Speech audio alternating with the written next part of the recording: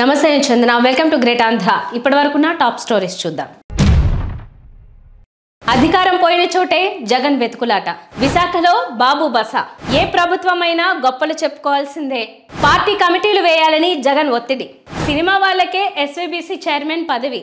మాజీ ముఖ్యమంత్రి వైఎస్ జగన్మోహన్ రెడ్డి అధికారాన్ని తిరిగి ఎలా దక్కించుకోవాలనే ప్రయత్నంలో ఉన్నారు.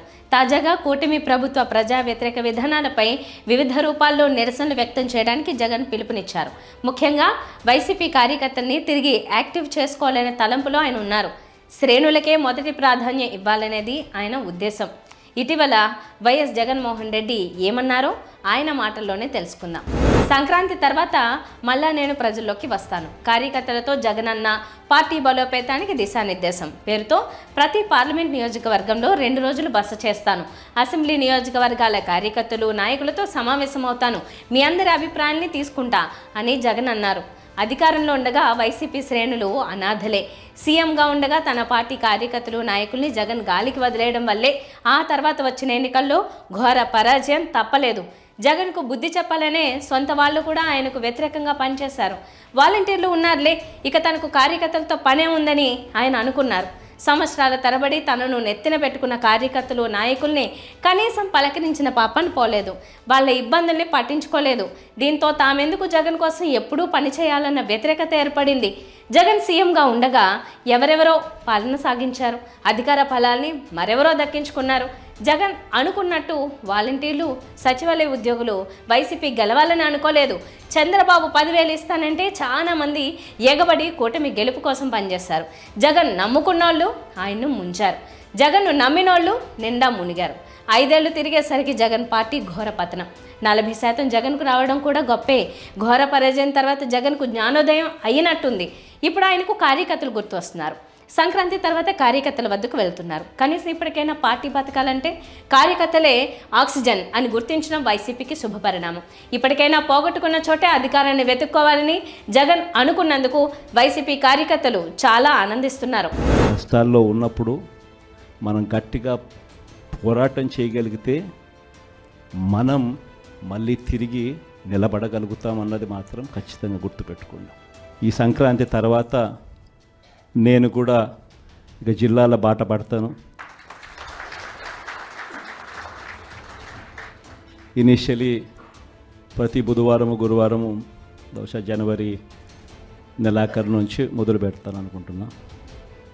ప్రతి వారం బుధవారం గురువారం నేను కూడా జిల్లాల్లోనే పడుకుంటా. ప్రతి పార్లమెంటు ఒక యూనిట్ కింద తీసుకొని నేనే అక్కడికి వచ్చి నేనే బస చేస్తా. బుధవారం అంతా కార్యకర్తలతో 3 కాన్స్టిట్యున్సీసు, గురువారం అంతా మరో 4 కాన్స్టిట్యున్సీస్ కార్యకర్తలతోనే మమేకమయ్యే కార్యక్రమాలు, పూర్తిగా కార్యకర్తలకి కేటాయింపు చేసే కార్యక్రమాలు చేస్తాం.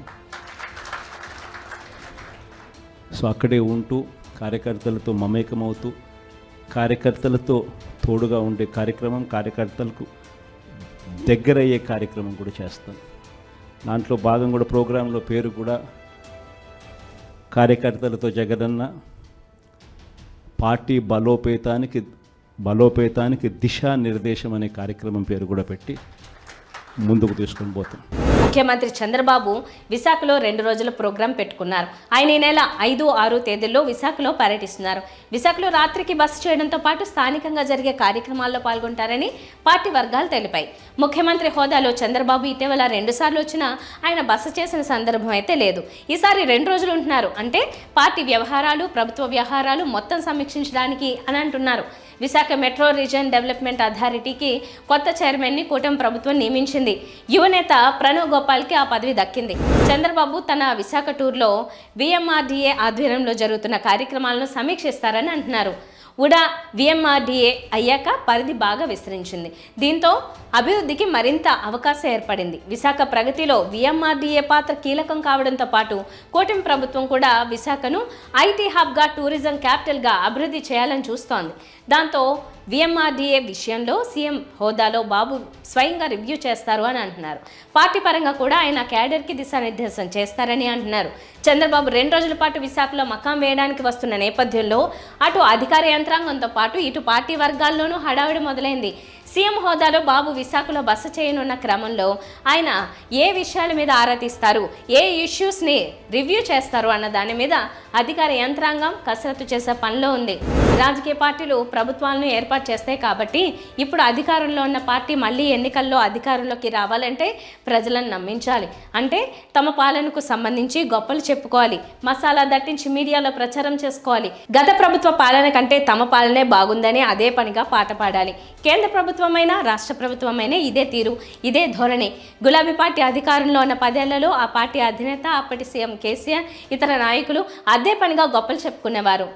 70 ఏళ్లలో జరిగిన అభివృద్ధి అంటే ఉమ్మడి రాష్ట్రం ఉండగా తెలంగాణలో జరిగిన అభివృద్ధి గులాబీ పార్టీ పాలనలో 10 ఏళ్లలో జరిగిందని ప్రచారం చేసుకునేవారు.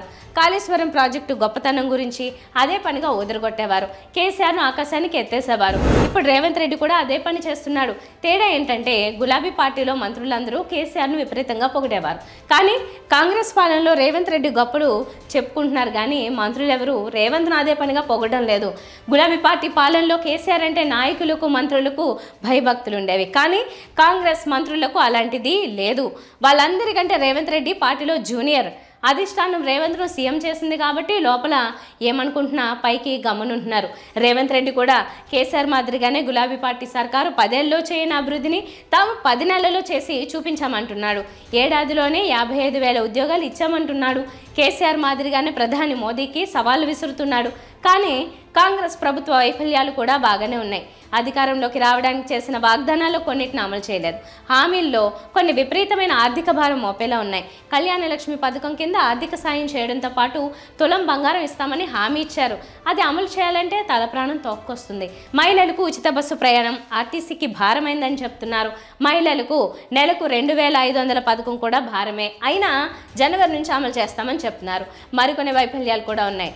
అసలు కాంగ్రెస్ అధికారంలోకి వచ్చిందంటే కేసీఆర్ పాలనలో వైఫల్యాలు, నియంతృత్వ ధోరణే కారణమని కొందరు విశ్లేషకులు చెప్తుంటారు. కేసీఆర్ సక్రమంగా వ్యవహరించినట్లయితే కాంగ్రెస్ అధికారంలోకి వచ్చే అవకాశం ఉండేది కాదంటారు. వైసీపీకి సంబంధించి వివిధ అనుబంధ కమిటీలను త్వరలో వేయాలని ఆ పార్టీ అధినేత మాజీ ముఖ్యమంత్రి వైఎస్ జగన్మోహన్ రెడ్డి జిల్లా అధ్యక్షులపై తీవ్ర ఒత్తిడి చేస్తున్నారు. సంక్రాంతి తర్వాత కార్యకర్తలను కలుసుకునేందుకు వస్తున్న నేపథ్యంలో కమిటీలన్నీ పూర్తిగా వేయాలనేది జగన్ భావన. అంతేకాదు రానున్న రోజుల్లో ప్రభుత్వంపై ఆందోళనలకు సిద్ధం కావాలంటే అనుబంధ కమిటీలను కార్యకర్తలు నాయకులతో నింపాలని జగన్ భావిస్తున్నారు. అందుకే పార్టీ జిల్లా అధ్యక్షులపై అధిష్టానం నుంచి తీవ్ర ఒత్తిళ్లు వస్తున్నాయి. త్వరగా పార్టీ కార్యకర్తలు నాయకుల పేర్లు పంపాలని ప్రతిరోజు ఫోన్లు చేస్తున్నట్టు చెబుతున్నారు. అధికారం కోల్పోయిన తర్వాత వైసీపీ శ్రేణులు తీవ్ర నిరాశ నిస్పృహలో ఉన్న సంగతి తెలిసిందే.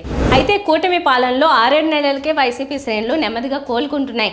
కూటమి సర్కార్ వేధింపులతో శ్రేణుల్లో జగన్పై వ్యతిరేకత కాస్త ప్రభుత్వ పెద్దలపై టర్న్ అవుతోంది.